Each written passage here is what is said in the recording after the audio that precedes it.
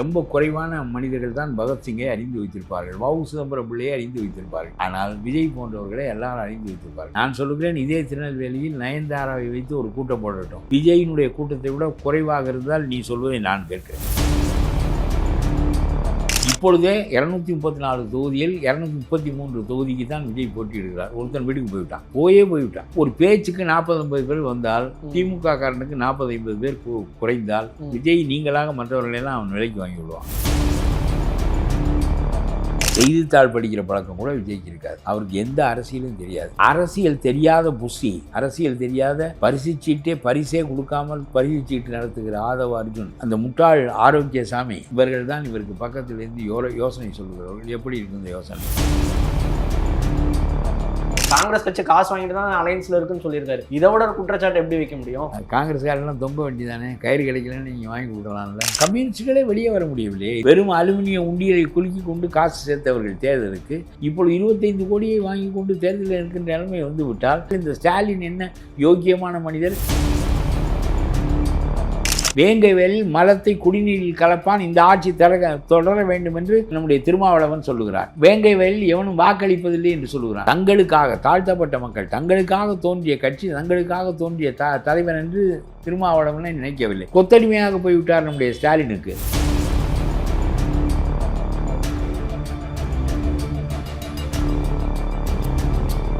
வணக்கம். இன்னைக்கு நம்ம கூட பார்த்தீங்கன்னா தமிழ்நாடு தன்னுரிமை கழகம் தமிழகத்தின் மிக முக்கியமான அரசியல் ஆளுமை திரு அழகருப்பையா அவர்கள் நம்ம கூட இருக்காரு. தமிழக அரசியல் பற்றி பல்வேறு விஷயங்களை விட்டு கேட்க போகிறோம். வாங்க கேட்கலாம். ஐயா வணக்கம். ஐயா எப்படி இருக்கீங்க? கண்டிப்பாக ஐயா, ஆல்மோஸ்ட் வந்துட்டோம். தமிழக சட்டமன்ற எலெக்ஷனுக்கு இன்னொரு 13 நாட்கள் தான் இருக்குது. எல்லா கட்சி தலைவர்களுமே வேகமாக மக்களை பார்த்துட்டு இருக்காங்க. அந்த வகையில் பார்த்தோம்னா புதுச்சேரியில் சட்டமன்ற எலெக்ஷன் இது வரைக்கும் இல்லாத அளவுக்கு ஒரு வாக்குப்பதிவு வந்திருக்கு. 5 மணிக்கு படியே இது வரைக்கும் ஒரு 76% மேல வாக்குப்பதிவு நடந்திருக்கிறதா சொல்றாங்க. பொதுவா பார்த்தோம்னா அங்க ஒரு 65% தான் நடக்குமா. இப்ப ஆல்மோஸ்ட் காரணம் சொல்லுவா, என்ன காரணமா இருக்கும்னு நினைக்கிறீங்க? முன்பு செத்து போனவர்கள் எல்லாம் வாக்களிக்க வருவார்கள். இப்பொழுது செத்து போனவர்கள் வாக்களிக்க வர முடியாது. அவருடைய பெயர்கள் பட்டியலில் இருந்து எடுக்கப்பட்டு விட்டன. முன்பு 2-3 தொகுதிகளில் பெயர் பதிந்து வைத்திருப்பார்கள். அவர்கள் தலைவருக்கு, தனக்கு வேண்டிய தலைவர்கள் நிற்கின்ற தொகுதிகளில் கள்ள வாக்குகளை அளிப்பார்கள். எல்லா தப்புகளும் நின்று போய்விட்டன.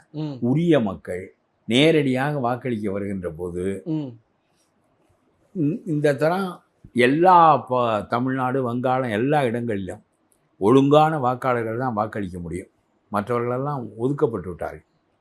அதனால் கள்ள ஓட்டு போட முடியாது. ஒருவன் 2-3 தொகுதியில் தலையில் இருக்கிற எண்ணெயில் மைக்குறியை அழித்து கொண்டு வாக்களிக்க முடியாது. இதெல்லாம் செய்ய முடியாது. இனிமேல் நேரடியாக தொடர்புடைய மக்கள், தொடர்புடைய மனிதர்களுக்கு வாக்களிப்பார்கள். இதுதான் நடக்கப்போகுது. இது இந்த வாக்காளர் பட்டியல் திருத்தத்தினால் நடக்கிறது. தேவையற்ற முன்பெல்லாம் அதுக்கு ஏன் அவ்வளவு கடுமையாக எதிர்த்தார் நம்முடைய ஸ்டாலின்? இதற்கு பின்பாட்டு பாடினார் விஜய். ஒரு ஆர்ப்பாட்டம் நடத்தினார். ஸ்டாலின் சொல்வதெல்லாம் அவருக்கு சிறந்த கொள்கை. அந்த கொள்கையை தானும் கடைபிடிப்பதாக காட்டிக்கொள்வார். வாக்காளர் பட்டியலில் ஒருவன் 2-3 தொகுதிகளில் பகிர்ந்து வைப்பது, வெவ்வேறு இடங்களில் வாக்களிப்பது, குறியை அழித்துவிட்டு செத்தவனுக்கு பதிலாக வாழ்பவன் வாக்களிப்பது என்ற முறைகளெல்லாம் இப்பொழுது எடுக்கப்பட்டு விட்டன. அதனாலே ஒவ்வொரு தமிழ்நாட்டில் 80 லட்சம் வாக்காளர்கள் குறைந்து விட்டார்கள். மேற்கு வங்காளத்தில் 70-80 லட்சம் பேர், பீகாரில் 60 லட்சம் பேர், உத்தரப்பிரதேசத்தில் 120 லட்சம் பேர். அவ்வளவு இடங்களிலும் பிஜேபி ஆளுகின்ற மாநிலம், ஆளாத மாநிலம் எங்கேயாக இருந்தாலும் 25 ஆண்டுகளாக வாக்கு பதிவு சரி செய்யப்படவில்லை. இப்பொழுது சரி செய்யப்பட்டிருக்கிறது. ஆகவே உண்மையானவர்கள் வாக்களிப்பதற்கு வாய்ப்பு ஏற்படும். யார் வெற்றி பெறுகிறார்கள் அப்போ இருக்கட்டும். இதை போய் நீ ஏன் தடுத்தாய் என்றால், குளத்தூரில் மட்டும் நீ 4000 வாக்குகளை கூடுதலாக பதிந்து வைத்திருந்தாய். இப்பொழுது அந்த வாக்குகளெல்லாம் 500-1000 வாக்குகள் வெற்றி பெறுவதென்றால் அது பயன்படும். இப்பொழுது உனக்கு அது பயன்படாது. இத்தகைய நிலைமை ஒழுங்குபடுத்தப்பட்டிருக்கிறது. இந்தியா முழுவதும் ஒழுங்குபடுத்தப்பட்டிருக்கிறது. உனக்கு மட்டும் செய்யப்பட்டது போல நீ ஏதோ அருந்து விட்ட பண்ணி மாதிரி கத்தி கொண்டிருந்தீர்களே தவிர, இது இந்தியா முழுவதுக்கும் செய்யப்பட்ட ஒன்று. ஐயா, இப்போ மிக முக்கியமாக பார்த்தோம்னா இதுக்கு முன்னாடி 65% தான் இருக்கும். இன்னைக்கு 76% மேலே போயிடுச்சு. எல்லாருமே என்ன சொல்றாங்கன்னா, விஜய்னால தான் இவ்வளோ பெரிய மாற்றம், விஜய் வந்ததுனால தான் மக்கள் வந்து ஒரு ஆர்வமாக அந்த வாக்கு போட்டு. உண்மையாகவே வாக்களிக்க வேண்டியவர்கள் வருவதில்லை. கள்ள வாக்குகள் தான் பதிவாகி கொண்டிருந்தார் அதிக அளவுக்கு. யாருமே வரவில்லை என்பது பொருள் இல்லை. உரியவர்கள் வருவார்கள். பல பெரிய இடங்களில் பல பேர் வருவதில்லை, வாக்களிக்கவே வருவதில்லை. அந்த இடங்களையெல்லாம் சேர்த்து நிரப்பி கொண்டு, ஆகவே அந்த விடுதல் நிறைய இருந்தது. அப்புறம் கள்ள வாக்குகள் நிறைய நடந்தன. ம். இப்பொழுது அது அவர்களே போட்டுக்கொள்வார்கள், அவர்களே வெற்றி பெற்றுக் கொள்வார்கள் என்று கருதிய நிலை போய் ம். நாம் செய்ய வேண்டும் என்கின்ற நிலை இப்பொழுது வந்திருக்கிறது. அப்ப விஜய்னால இந்த மாற்றம் இல்லையா? அவர் வந்ததுனால மக்கள் ஒரு ஆர்வமா ஓட்டு போட்டு நீ பெர்சன்டேஜ் இன்க்ரீஸ் ஆயிருக்குல்ல, ஓட்டு சதவீதமே இப்போ அதிகரித்திருக்கு. இதெல்லாம் எப்படி சரிபார்க்க வேண்டும் தெரியுமா? அறிவோடு பேசுகிறவர்கள் ம். எல்லா மாநிலங்களிலும் எப்படி ஓட்டு பதிவாகிறது என்பதை வைத்து விஜய் தொடர்பில்லாத மாநிலங்கள், விஜயினுடைய பேரே அறியப்படாத மாநிலங்களிலெல்லாம் எப்படி வாக்கு பதிவாகிறது என்பதை பார்ப்போம். ம். மேற்கு வங்காளத்தில், ம். கேரளாவில், இன்னும் 5 இடங்களில் அஸ்ஸாமில், ம். இங்கெல்லாம் வாக்குப்பதிவும் குறைவாக இருந்து ம். இங்கே மட்டும் கூடுதலாக இருந்தால் விஜயால் கூடியது என்று நீங்கள் சொல்வதை சும்மா கருதி பார்க்கலாம். ம். ம். ம். இவர் என்ன அப்படியானால் இந்த கூடுதல் வாக்குகள் பூராவும் இவருக்கு வருகின்ற வாக்கு 10-12% வாக்கு தான். இதுதான் விஜயகாந்த் வாங்கிய வாக்கு, இதுதான் நீயும் வாங்க போகின்ற வாக்கு. இது எதிர்த்தரப்பிற்கு விழுவதற்கு ஒரு காலத்தில் வைகோ விழுந்தது. ம். வைகோ தடுமாறி விட்டார் அரசியலில் என்ற பிறகு, ம். நிலை பிறழ்ந்து விட்டார் என்ற பிறகு அது விஜயகாந்துக்கு விழுந்தது. ம். அப்புறம் விஜயகாந்த் இல்லை என்கின்ற நிலையில் அது சீமானுக்கு விழுந்தது. ம். இப்பொழுது சீமானும் விலகி இருக்கின்ற நிலையில், ஒதுக்கப்பட்டு விட்ட நிலையில் ம். அதே வாக்கு நம்முடைய விஜய்க்கு விழுகும்.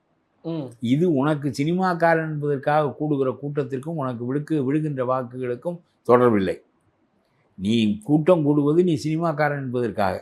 இது எல்லா காலத்திலும் உள்ள நிலைதான்.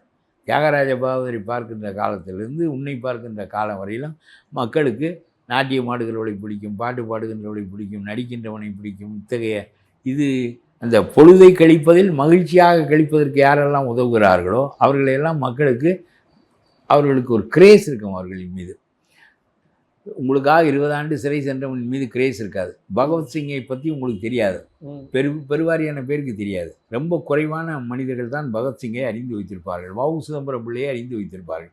ஆனால் விஜய் போன்றவர்களை எல்லாரும் அறிந்து வைத்திருப்பார்கள். மார்க்கெட் போன பிறகு இவரை மறந்துவிட்டு புதிதாக வருகிற நடிகரை நினைவு கூறுவார்கள். ஒரு காலத்தில் வேறு நடிகர்களுக்கு இருந்த செல்வாக்கு இப்பொழுது விஜய்க்கு. இப்பொழுது விஜய் வெளியேறிவிட்டால் பிறகு வேறு ஒருவருக்கு. இத்தகைய நிலை தான் இருக்கும். ஒரு காலத்தில் ராஜகுமாரிக்கு அவ்வளவு செல்வாக்கு, இன்னொரு காலத்தில் பத்மினிக்கு அவ்வளவு செல்வாக்கு, இன்னொரு காலத்தில் ராஜகுமாரிக்கு அவ்வளவு செல்வாக்கு, இன்னொரு காலத்தில் நம்முடைய நயன்தாராவுக்கு அவ்வளவு செல்வாக்கு. நான் சொல்லுகிறேன், இதே திருநெல்வேலியில் நயன்தாராவை வைத்து ஒரு கூட்டம் போடட்டும், விஜயினுடைய கூட்டத்தை விட குறைவாக இருந்தால் நீ சொல்வதை நான் கேட்கிறேன்.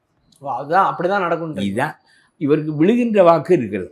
அந்த வாக்கு 10-12%, 13% வாக்குகள். இதுதான் விஜயகாந்த் பெற்ற வாக்குகள். இந்த 2 பேருக்கும் வாக்களிப்பதில்லை என்று ஒரு கூட்டம் இருக்கிறது. அவர்கள் இவர்களுக்கு வாக்களிக்கிறார்கள். அந்த வாக்கு சீமானுக்கும் போனது. அந்த வாக்கு ஒரு கட்டத்தில் வைகோவுக்கு போனது, விஜயகாந்துக்கு போனது, அதுக்கு பிறகு சீமானுக்கு போனது, அதுக்கு பிறகு விஜய்க்கு வருகிறது. நடிகர்களாக இருப்பதில் உள்ள வசதி என்ன என்றால், ஒரு கொள்கையும் தெரிய வேண்டாம், கூட்டத்தை தானாக சேர்க்கலாம், சும்மா வந்து நின்றுக்கலாம். கூட்டம் சேருகிறது என்றவுடன் உன்னை 10 பேர் இந்த கூட்டத்தை பயன்படுத்தி கொண்டு நாம் எம்எல்ஏ ஆகலாம் என்று 10 பேர் வருவான். இப்பொழுதே 234 தொகுதியில் 233 தொகுதிக்கு தான் விஜய் போட்டியிடுகிறார். ஒருத்தன் வீட்டுக்கு போய்விட்டான், போய்விட்டான். அவன் இருக்கும் இடமே தெரியவில்லை. தேர்தல் நடந்து ஒரு பேச்சுக்கு வைத்துக் கொள்வோம், நீ ஒரு 40-30 எம்எல்ஏ வந்து விடுவாய் என்று பேச்சு நான் நம்பவில்லை. ரொம்ப இவர் வெற்றி பெறுவார், இன்னும் 1-2 பேர் வெற்றி பெறுவார்களே தவிர மற்றபடி ஒன்றும் பெரிதாக நடக்காது. சீமான் வெற்றியே பெற முடியவில்லை, இந்த தடவை இன்னும் கீழே போய்விடுவார். இப்படி ஒரு பேச்சுக்கு 40-50 பேர் வந்தால், திமுக காரனுக்கு 40-50 பேர் குறைந்தால், விஜய் நீங்களாக மற்றவர்களெல்லாம் அவன் விலைக்கு வாங்கி விடுவான். அப்போ புதுச்சேரியில் விஜயின் அலை இல்லைன்னு சொல்றீங்களா? விஜயனோட எழுச்சிய ஒரு அலை அது இல்லையா புதுச்சேரி? இப்போ பார்ப்போமே, ரங்கசாமி வெற்றி பெறுவாரா, விஜய் வெற்றி பெறுவாரா என்று பார்த்து விடுவோம். ஐயா, உங்களுக்கு என்னங்க தோணுது? இன்னைக்கு புதுச்சேரியில் பார்த்தீங்கன்னா ரங்கசாமி, திமுக, காங்கிரஸ், விஜய் 3 பேர் இருக்காங்க. யார் வருவாங்க? எங்க ரங்கசாமி ரொம்ப எளிய மனிதர் என்று மக்களால் பாராட்டப்படுகிற மனிதர். அவரை தாண்டி இந்த விஜயினுடைய செல்வாக்கு சென்று விடுமானால் பார்ப்போங்க. பல கட்சிகள் இருக்கின்றன. திமுக இருக்கிறது, அதிமுக இருக்கிறது, ரங்கசாமி இருக்கிறார், பிஜேபி இருக்கிறது. இவருடைய செல்வாக்கு எவ்வளவு ஊடுருவுகிறது என்று பார்ப்போம். கூட்டம் எல்லாருக்கும் தான் உழுவுது, அந்த வெட்டி கூட்டமாக போய்விட. நான் சொல்லுகிறேன், தேர்தலுக்கு நிற்காமல் விஜய் போனாலும் இந்த கூட்டம் கூடும். அப்படிதான் சொல்றீங்க? தேர்தலுக்கு நிற்காமல் இவர் போனாலும் கூடும், நயன்தாரா போனாலும் கூடும், ரஜினி போனாலும் கூடும். எப்பொழுது ஒரு புடவை கடையை திறப்பதற்கு 4வது தரத்தில் உள்ள நடிகை போனாலும் கூடுகிறது, கூட்டம் கூடும். 4வது தரத்தில் உள்ள நடிகை போனாலும் ஒரு புடவை கடையை திறக்க அந்த இடம் பூராவும் கூட்டமாக இருக்கும். ஓகே ஐயா, இன்னைக்கு தமிழ்நாட்டில் என்ன ஸ்பீச்னு பார்த்தீங்கன்னா, என்ன பிரேக்கிங் நியூஸ்னா, நேற்று வந்து விஜய் அவர்கள் தூத்துக்குடி திருநெல்வேலியில பிரச்சாரம் பண்ணியிருக்காரு. அந்த கூட்டம் தான் இன்னைக்கு மிகப்பெரிய பேசுபொருளா இருக்கு. அவர் பேசின விஷயங்கள் வழக்கம் போல திமுக எதிர்ப்பு தான். அன்னைக்கு ரோட்ல அவர் அப்படியே நடந்து வராரு. 2.25 லட்சம் மக்கள் 2.5 லட்சம் மக்கள் வாக்காளர்களாக இருக்கார். இவ்வளவு பேரையும் கொள்ளக்கூடிய திடல் தமிழ்நாட்டில் இல்லை. ஒரு 5000 பேர் ஒரு நெரிசலாக ஒரு இடத்துல கூடிவிட்டாலே அவர்களை கேமரா படம் பிடித்தால் 50,000 பேர் ஒரு தெரியும். பெருங்கூட்டம் பெருங்கூட்டம் பெருங்கூட்டம் என்று மற்றவர்களெல்லாம் நாற்காலி போட்டு உட்கார வைத்து இப்பொழுது தேர்தல் கூட்டங்களில் இவருக்கு எடப்பாடிக்கு போகின்ற கூட்டம் பெரிதாகத்தான் இருக்கிறது. அது ஒரு அரசியல்வாதிக்கு கூடுகின்ற கூட்டம், இவருக்கு கூடுகின்ற கூட்டம் பார்த்து விட்டு போவதற்கு கூடுகின்ற கூட்டம். அதனாலே கூட்டம் என்பது 2.5 லட்சம் மொத்தம் தமிழ்நாட்டில் அந்த 5.5 கோடி மக்கள் வாக்களிக்க போகிறார். 5.5 கோடி மக்களும் எல்லா திலர்களிலும் குவிந்து இவருக்கு வாக்களிக்க நினைக்கிறார்களா என்பதுதான் கேள்வி. 5000 பேர் கூடினாலே பிரம்மாண்டமான, இவர் ஒவ்வொரு இடத்திலும் 3000 பேர் 5000 பேர் கூடுவார்கள் என்று தானே சொல்லுகிறார். 3000 பேரை கூட்டுகிற ஆற்றல் தமிழ்நாட்டில் அரசியல் கட்சிகளுக்கு இல்லை. ஏனென்றால் அது கொள்கை பேசுகின்ற கூட்டங்கள். அங்கே போய் விரும்புகிறவன் கேட்பான், விரும்பாதவன் வேறு வேலையை பார்ப்பான். இது ஆண் பெண் பிள்ளை வைத்திருக்கிறவள் வயதானவள் எல்லோரும் கூடுகிற கூட்டம். அது இந்த கூட்டம் அப்போ அந்த கூட்டம் ஒரு பேச்சுக்கு வைத்துக் கொள்வோம். எப்படி மாறும்? விஜயகாந்துக்கு மாறியதா? விஜயகாந்த் ஒரு பெரிய ஹீரோவாக இல்லையா? எதிர்கட்சியாக வந்தார், எதிர்கட்சி தலைவராக வந்தார். எதிர்கட்சி தலைவராக அம்மாவோட சேர்ந்து தானே வந்தார். நீனே பேசுகிற அப்படி இல்லை, அதுக்கு முன்னாடி வந்தார். ஒரு இடம் தான் வெற்றி பெற்றார், கொஞ்சம் வாக்குகளை பெற்றார். 8% வாக்குகள் தான் அவர் தனித்து அதிகமாக பெற்ற வாக்குகள். அம்மாவோடு சேர்ந்த போது 25 பேர் வெற்றி பெற்று எம்எல்ஏ வந்தார்கள். பிறகு மீண்டும் அவர் சரிந்து விட்டார். ஒரு நடிகருக்கு என்றால் அவரும் ஹீரோவாக இருந்தவர், அவரும் எல்லா மக்களுடைய கவர்ச்சியையும் பெற்றவர், ரமணா போன்ற படங்களில் நடித்தவர். அதனால வாக்காக மாறி அவர் ஆட்சிக்கு வந்து விடுவோம் என்பது நடக்கவில்லையே. நடக்கவில்லை என்றால் கிட்டத்தில் வந்து நடக்காமல் போகவில்லை, வெகு தூரத்திலேயே அவருடைய கனவுகள் முடிந்து விட்டன. அதுதான் விஜய்க்கு நடக்க போகுது. அதே 12-13% வாக்குகளை இவர் பெறுவார். அவருக்கும் கூட்டம் கூடியது, விஜயகாந்த் கூட்டம் கூடவில்லையா? விஜயகாந்த் நான் மன்னனாக இருக்கவா, மன்னனை உருவாக்குகின்றவனாக இருக்கவா, whether I should be a king or a king maker என்று கேட்டபோது பி எ கிங் என்று கத்தினார்கள். அதுவும் பெருங்கூட்டம் கத்தியதை நான் பார்த்தேன். இது நடிகர்களுக்கு உள்ள ஒரு கவர்ச்சி. நடிகருக்கு, நாட்டியக்காரிக்கு, பாட்டு பாடுகிறவர்களுக்கு, இவர்களுக்கெல்லாம் பெருங்கூட்டம் கூடும். அப்போ அந்த மக்கள் வந்து வாக்கா மாற மாட்டாங்கன்னு சொல்கிறீங்க? எங்கள் ஒரு சினிமா போட்டையில் திரையில் ஆடுவதற்கே அடித்து கொண்டு சாகிறானே டிக்கெட் வாங்குவதற்கு. திரையில் ஆட போகிறார்கள், நேரடியாக இல்லை, இதற்கே அடித்து கொண்டு சாகிறானே. அவ்வளவுதான் நம்ம நாட்டினுடைய வளர்ச்சி. நம்ம பார்த்த பிறகு தானே இந்த படத்தை எடுப்பான், நாம் மெதுவாக பார்ப்போம், நாம் பார்த்த பிறகு தான் எடுப்பான் என்று காத்திருக்க மாட்டார்கள். அன்றைக்கே பார்க்க வேண்டும். ஏனென்றால் பொழுது போக வேண்டும். மக்களுக்கு படிக்கிற பழக்கம் கிடையாது. பெருவாரியான மக்களுக்கு சிந்திக்கிற பழக்கம், படிக்கிற பழக்கம், எழுதுகின்ற எல்லாம் ரொம்ப குறைவானவர்களுக்கு தான் இருக்கிறது. இந்த குறைவானவர்கள் வழிநடத்துகின்ற மக்கள் எண்ணிக்கையும் குறைவானது. ஒரு கட்டத்தில் காந்தி இருந்தார், நாடு வந்து விடுதலை போராட்டத்தை நோக்கி இளைஞர்கள் திரும்பினார்கள். புரிகிறதா? அப்பொழுது பியூ சின்னப்பாவும் தியாகராஜ பாகவதரும் ஈடுபடவில்லை. சரியா? அதற்கு பிறகு 50க்கு பிறகு சோசலிசம் பெரிய கொள்கையாக போற்றப்பட்டது. தமிழ் இயக்கம் பெரிய அளவுக்கு அண்ணாவால் மேற்கொள்ளப்பட்டது, பெரியாரால் மேற்கொள்ளப்பட்டது. அதனாலே தமிழை நோக்கி, இந்தி எதிர்ப்பை நோக்கி ஒரு கொள்கை ரீதியாக அவர்கள் தான் இந்த போராட்டத்தை நடத்தினார்கள். ஒரு இளைஞர்கள் ஒரு மொழி போராட்டத்தை நடத்தி சிறை சென்று தீ வைக்கப்பட்டு இவ்வளவு காரியங்கள் அவர்கள் செய்திருக்கிறார்கள் என்றால் வழிநடத்துவதற்கு அண்ணாவை போல் ஒரு நல்ல தலைவர் கிடைக்கின்ற போது அவர்கள் திரைப்படத்தை விட்டு அதை நோக்கி வழி நடக்கிறார்கள். அந்த கூட்டத்தை தான் வளர்த்த காரணத்தினாலே தான் எம்ஜிஆர் ஒரு அரசியல்வாதியாக நிற்க முடிந்தது. அவர் வளர்த்த கூட்டம்தான். அஞ்சாமை திராவிடர் உடமையடா என்பது கொங்கம்பட்டிக்காரனுக்கு தெரிவதற்கு, நாம் திராவிடர்கள் என்று தெரிவதற்கு எம்ஜிஆர் தான் காரணம், அண்ணா காரணம் இல்லை. கொள்கையை வகுத்தவர் அண்ணா என்றாலும் அதை கொண்டு போய் சேர்த்தவர் எம்ஜிஆர் தான். ஆகவே அந்த கொள்கையோடு இரண்டரை சேர்ந்து வளர்ந்து 2வது இடத்தில் இருந்தார். அவர் அண்ணாவுக்கு 2வது இடத்தில் இருந்தார். பிறகு அவர் முதலிடத்துக்கு வந்து விட்டார். இவர் அன்றைக்கு தான் விரும்பாத காரணத்தினாலே கருணாநிதி ஆக முடிந்ததை தவிர இல்லாவிட்டால் கருணாநிதி முதலமைச்சராக ஆகியிருக்க மாட்டார். அது ஒரு பக்கம் இருக்கட்டும். எதற்காக நான் இதை சொல்லுகிறேன் என்றால், எம்ஜிஆர் ஒருவர் தான் அரசியலோடு வளர்ந்து அரசியலை வளர்த்து அரசியல் தலைவரானவர். இவர்களெல்லாம் சும்மா விருட்டுன்னு திரைப்படத்திலிருந்து வந்து ஒரு கட்சியை ஆரம்பித்து கவர்ச்சி காரணமாக ஒரு கூட்டத்தை கூட்டி, அந்த கூட்டமே தன்னை பின்பற்றுகிற கூட்டம் என்றும் நாட்டின் போக்கை தான் மாற்றப் போகிறேன் என்றும் சொன்னவர் ஓட்டு எண்ணுகின்ற அன்று இவருடைய சாயம் என்ன என்று கரையும். ஐயா ஐயா அப்போ தூத்துக்குடி, திருநெல்வேலி, ராம்நாடு இந்த மாதிரி இந்த கூட்டம் உனக்கு சொல்கிறேன், 5000 பேர் கூட்டினாலும் 50,000 பேராக கேமராவில் தெரியும்.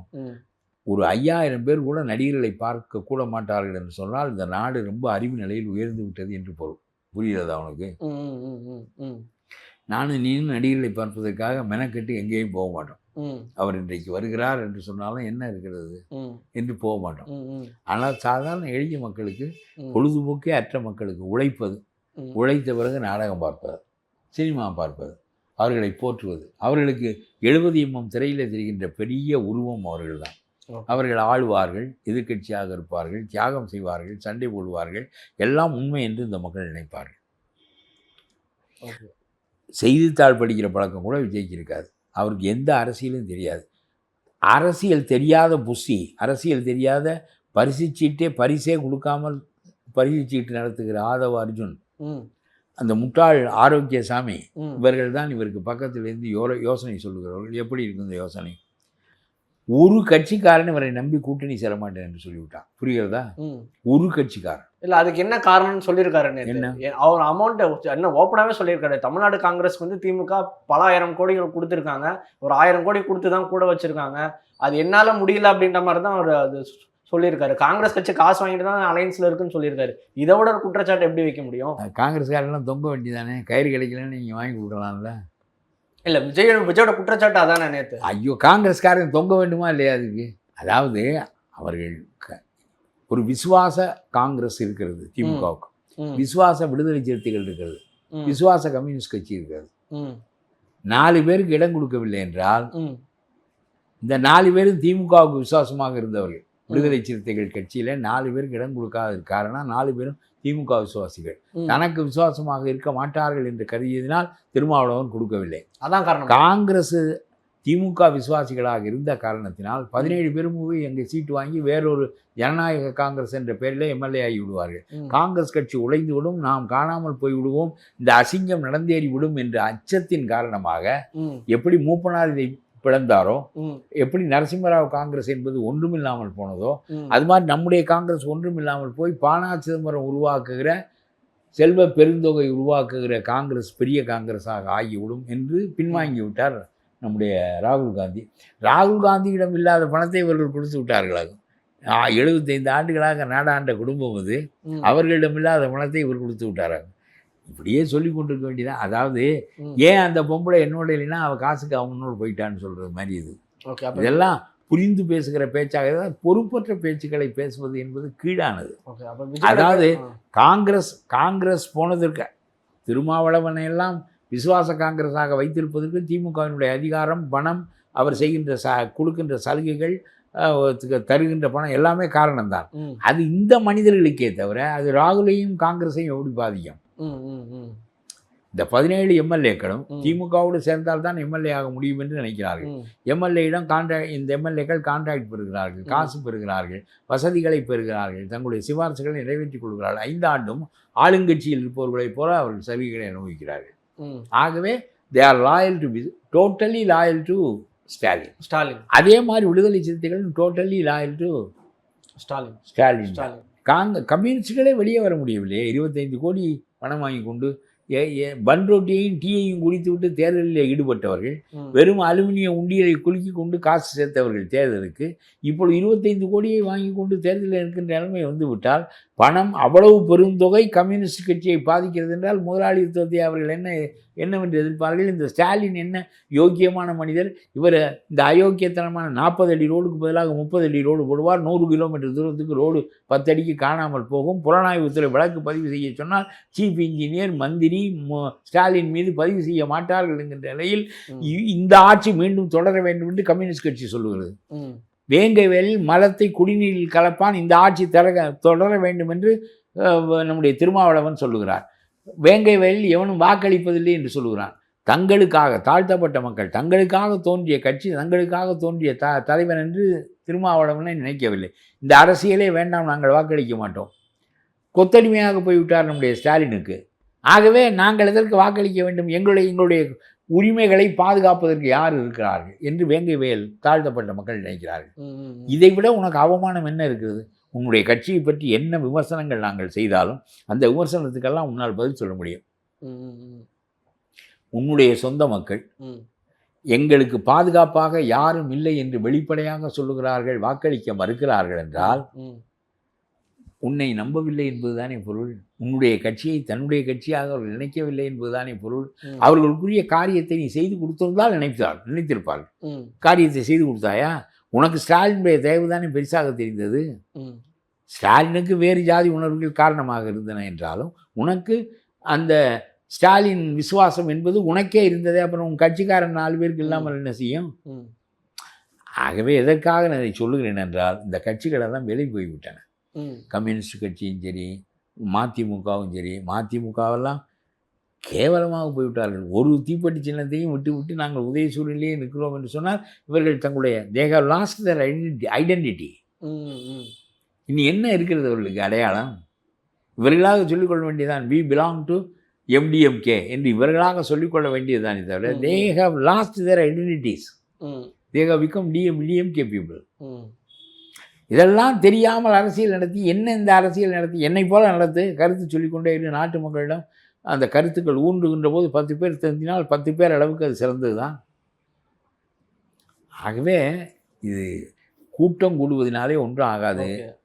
பாதி கட்சி எம்எல்ஏக்கள் காலையில் அந்த திமுகவில் இடம் கிடைக்கவில்லை, அதிமுகவில் இடம் கிடைக்கவில்லை என்று சாயங்காலம் வந்து அடுத்த நாள் காலையிலே இந்த கட்சியினுடைய வேட்பாளர் ஆகிவிட்டான். பாதி பேருக்கு மேல் அப்படி மாற்று கட்சியிலிருந்து வந்து வேட்பாளரானவர்கள் அவர்களுக்கு லாயல்ட்டி எங்கே இருக்கும்? நாளைக்கு போதுமான பலம் ஸ்டாலின் பெறவில்லை என்றால் என்னுடைய கருத்து எடப்பாடி ஆட்சிக்கு வந்து விடுவார். அத்தகைய நிலை சூழல் இருக்கிறது.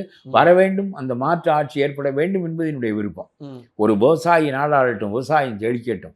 என்ன இயல்பான மனிதர், இந்த பெருமைகள் இல்லாமல் டோப்பா வைத்து கொண்டு ரொம்ப செயற்கையாக நான் வேறு உங்களை சேர்ந்தவன் இல்லை என்ற அந்த நிலைப்பாடுகளெல்லாம் இல்லாமல் வீதியில் நடந்து போனால் நம்முடைய ஒரு விவசாயி நடந்து போகின்ற போது ஏற்படுகின்ற எண்ணம் தான் எடப்பாடியை பார்த்தால் ஏற்படும். டோப்பா வைத்துக் கொள்ள வேண்டும் என்று அவருக்கு அவசியமில்லை. இது எதற்காக இதை சொல்லுகிறேன் என்றால், நீங்கள் ஒன்றாக இருக்கிறீர்கள், வேறாக காட்டிக்கொள்ள முயலுகிறீர்கள். இப்பொழுது ஒரு பேச்சுக்கு வைத்துக் கொள்வோம். என்னுடைய கருத்து எடப்பாடி ஆட்சிக்கு வந்து விடுவார் என்பது, அந்த மாற்றம் நிகழ வேண்டும் என்பது, அது வேறு. ஆனால் ஒரு 50-60 பேர் இவர்கள் வந்து விட்டார்கள், எல்லா கட்சிகளும் தடுமாறுகின்றன ஆட்சி அமைப்பதற்கு என்றால், ஸ்டாலின் ஒவ்வொருவனுக்கும் பெரிய விலை கொடுத்து இந்த விஜய் கட்சி ஆள்களை வாங்கி விடுவார். என்றால் விஜய்க்கே அவர்கள் யார் என்று தெரியாது. அவர் நிறுத்துகிற போது தெரியாது. இப்பொழுது ஒரு பொது இடத்தில் நின்று அந்த வேட்பாளர்களை எல்லாம் வைத்து கொண்டு இவர் அறிமுகம் செய்கிறாரே தவிர இவருக்கு அவர்கள் அறிமுகமானவர்கள் இல்லை. அதனாலே பூராவும் வெளியே போவார்கள். இதெல்லாம் அறுக்க போகின்ற மாடுகள். அதே மாதிரி அவர் போட்ட சில வேட்பாளர்களோட வேட்புமனு வந்து ரிஜெக்ட் பண்ணிட்டாங்க. ஒருத்தர் ஓடி எங்க இப்பவே 234 தொகுதியில ஒருத்தர் போயிட்டாரு. 233 தான் அவர் நிற்கிறாரு. வாக்கு எண்ணுவதற்குள் இன்னொரு 10-20 குறைந்து கடைசியில் உண்மையிலேயே ஒரு 20-30 தொகுதிகளில் மட்டுமே தான் விஜய் கட்சிக்காரர்கள் தேர்தலில் வெற்றி பெறுவதற்கு போராடுவார்கள். மற்றவர்களெல்லாம் அங்கங்கே கிடைப்பதை வாங்கி கொண்டு முடங்குவார்கள். இதை நடப்பது இன்னொரு 1 வாரத்துக்குள் உங்களுக்கு தெரிய வரும்.